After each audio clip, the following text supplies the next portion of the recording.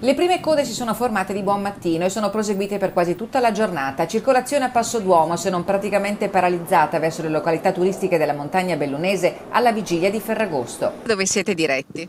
Siamo diretti in Austria e successivamente nella Repubblica Ceca, per cui dobbiamo passare per forza da Cortina, ma vista la coda abbiamo deciso di fare una sosta a pranzo. Noi andiamo in Valsoldana e facciamo il giro da Cibiana perché vogliamo andare a vedere i murales durante il viaggio, insomma, ecco. Tra chi parte per le vacanze in direzione sud si viaggia per tornare a casa. Dove siete stati? Siamo stati su a Cortina. Vi è piaciuto? Assolutamente, sì, ci andiamo tutti gli anni, quindi abbiamo fatto qualche giorno e niente, adesso stiamo tornando, per fortuna non c'è tanto traffico, almeno a tornare.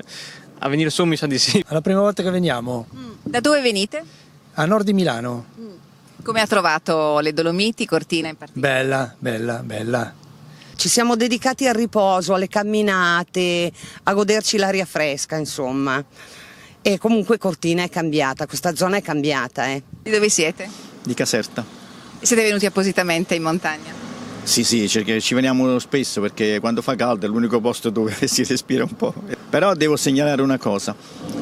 Scendendo da Passo Fedaia verso qui si vede subito la differenza tra Trentino e Veneto. Immediatamente le strade fanno pena con le buche, l'asfalto veramente messo male, invece dall'altra parte è tutto bello, tutto bello. E chissà che gli interventi sulla viabilità per i mondiali 2021 e le Olimpiadi 2026 contribuiscano a cambiare le cose. Serve invece urgentemente una soluzione per la 203 a Gordina, da Agordo e Cencenighe. Lì le code sono diventate una costante già dall'inizio dell'estate, con serpentoni d'auto ferme anche per 10 chilometri.